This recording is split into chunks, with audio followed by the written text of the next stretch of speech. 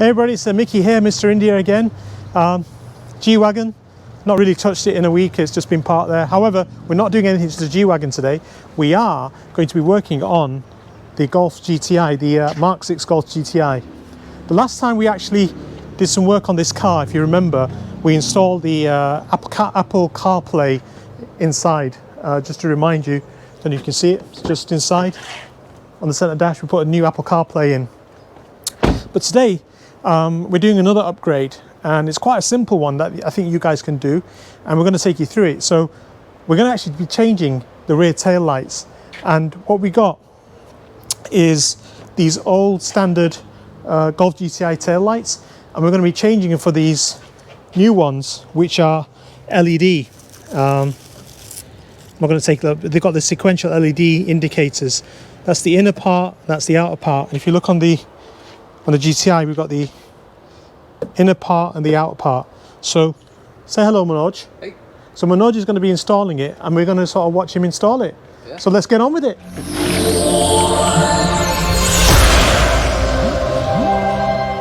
So Manoj, just walk us through what you're going to do to change these lights over. Okay, so I'm going to start outer and then inner first, so the outer part first. What I'm going to do is I'm just going to take this unit out and then replace it with the new one, and then do the same with the inner one. The outer unit is a little bit different from the inner unit in that it's pretty simple and you can basically do it by hand.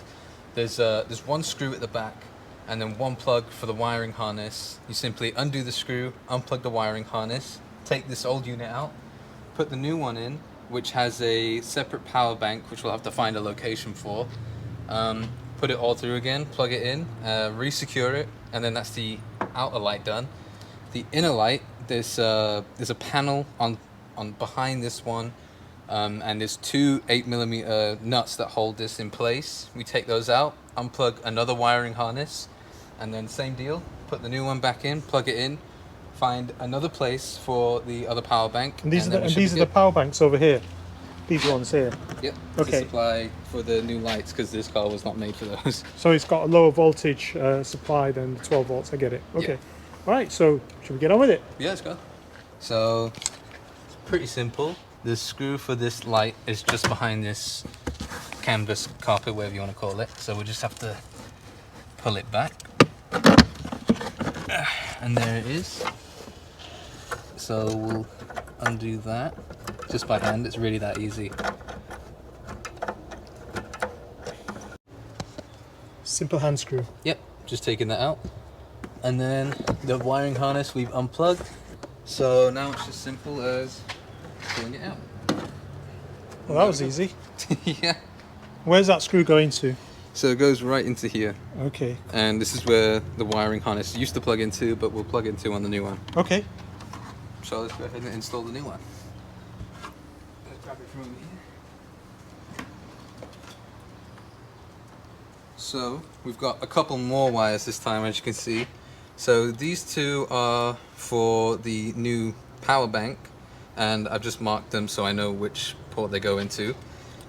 This one, the instructions say it's for a turn signal indicator, but as far as I can see, there's no other place to plug it into, so hopefully when we plug it in, it'll just go ahead. And then this is where the old wiring harness that's currently in the car will plug back into. Okay. So we'll feed all these wires back through this hole, reinstall the light and get everything plugged in, and then finalize everything once we're happy with it. Okay. So I'm gonna put this through first, the biggest bundle of wires. There's that. These are the two plugs for the power supply. And then the last one, the wiring harness. We'll just go ahead and put that here. Like that. And it's going to be a bit loose because the screw's not in, but as long as it's decently there once we put it in. So that's what it will look like once the screw's back in place. And it seems to be looks nice. Semi-flush, considering the damage here. It looks about pretty good. Okay. So, let's see. Okay, so we've got all the wires fed through that hole there. So these are the two for the power bank, which we've decided to install on the inner wall right here. It had two strips of 3M backing tape on, so we just installed it back there, stuck it on, and it seems to be secure.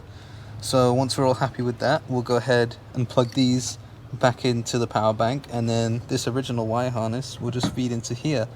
And once we've got that done, we'll just align this screw back up and make sure everything's secure, and we'll be done.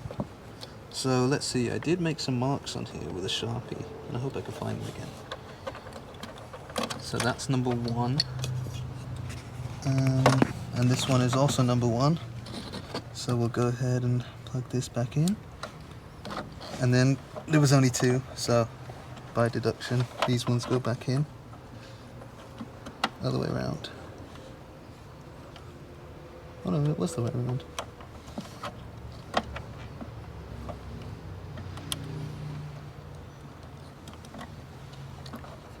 Bit difficult to work in this small gap. Yeah. And there we are. That's the 2 power ones done. And then we'll move this out of the way.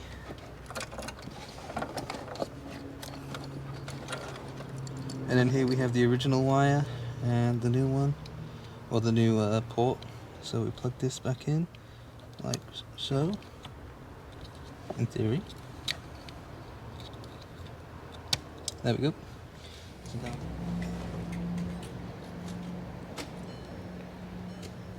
Well, you've got an indicator working, lights are on, brake lights, take brake lights off, there you go, that looks really cool, quite an upgrade that. What's next? So, next is the inner light, which is a lot easier than this one, a lot less finicky, because it is right here. We'll just take the panel off and I can explain. So we have these 2 8mm bolts that we'll have to take off, or not, sorry, and then this wiring harness here, and once we do that, we push up, since we're upside down technically, and then the whole unit comes out, and then we put the new one back in. Okay. So we'll do that. What size socket is that again? This is a 8mm. I don't know what that is in metric. That is metric. I mean imperial, sorry. Right. You don't change mils to imperial. Let's see here. That's the next one here. Just the 2? Yep, just the 2. And then pretty loose, it's not much fun. As you can see, it's already moving.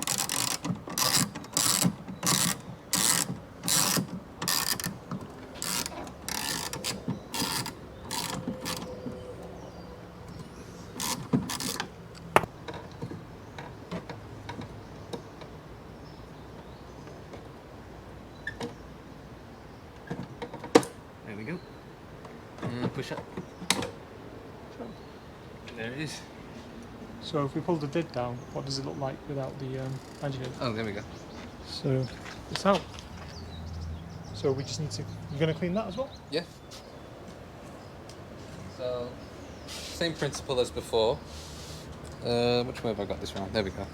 So, same principle. We have a power bank we'll have to find the location for. Except this time the seemingly redundant turn signal wire, on my car at least, is a lot smaller, so it's less of a problem. Same plugs here. We have to unplug those, feed it through this hole. In fact, we might not even have to. It's quite a big I hole. wonder. Right. So we've made a discovery about this yellow and black wire that I thought was so redundant.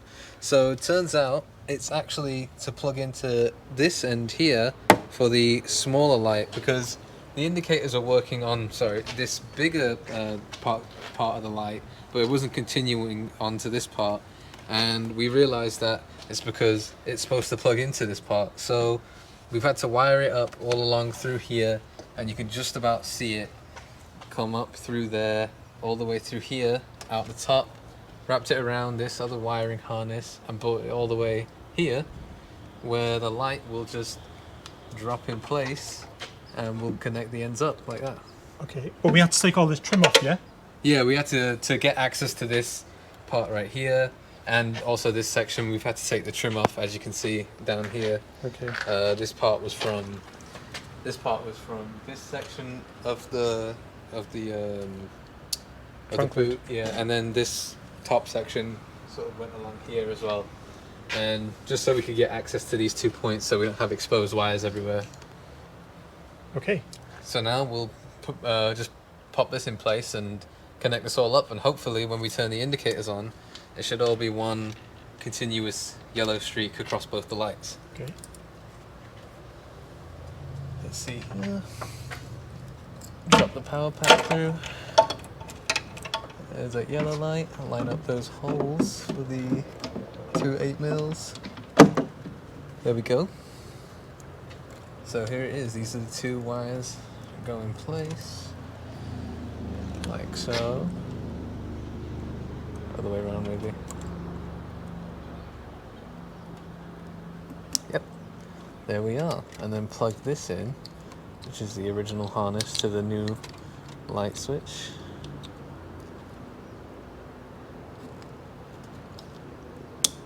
There we go. So now we can screw this in place just so we can lower the trunk lid and then see if we were correct about those 2 wires. So I guess we'll screw this in and then turn it on and see if it works. Okay. Oh, they're over here.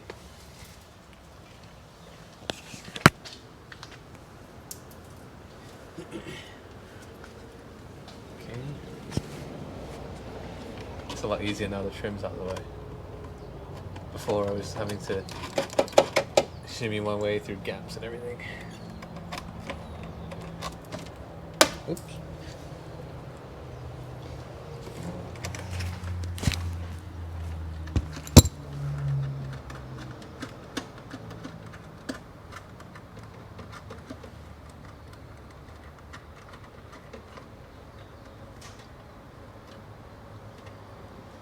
Hand tighten for now, because it's only temporary.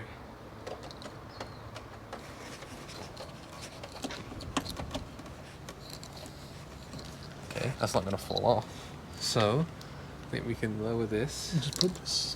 Yeah, we'll put it there for now. So we'll lower this. Make sure nothing falls off.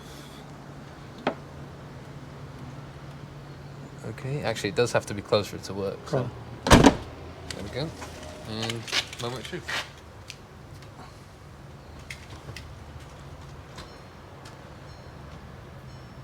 Oh, wow. Oh, look at that. So that yellow wire powers that. Yeah. Oh, that looks a lot better. So, where are we up to, Manoj? So we finally fitted both lights on both sides, both the outer and the inner up here. So after that discovery with the black and yellow wire for the indicators that will go all the way across, let's take a And have you done all the trim? Yeah, so we put all this trim back in. This was that easy? Separate, no. Well, it wasn't complicated, but it was just finicky. You know, and, interior trim is generally like that with clips and all sorts. And you managed to get both of the all the clips back in without losing one? No, well, miracle. If they were lost, they were either stuck where they originally were or came out with the piece that they were in and just got stuck there. But this was one individual piece. You can see the separation here, and then this all had to come off, which was a few clips around, but it wasn't too terrible. I'd say the most difficult part was behind here, where the black and yellow wire comes through the back of the light, getting it up through here in the back and then out through here, and then feeding that down into here so it could reach these little backlights here. But other than that, it was pretty straightforward. So I guess we'll take a look and see what it looks like now all together. Okay. This is the big test. Golf GTI Mark 6 LED lights. Look at that. So that's actually Golf Mark 6 GTI 2010. We've got the wheels on, we've got the CarPlay on, and now we've got the rear lights on, as you can see. This is Mickey, thanks for watching. Thanks Manoj showing us how to do that. No problem. Yeah, see you next time, Mr. India Jr. See you later. This is Mr. India, bye bye.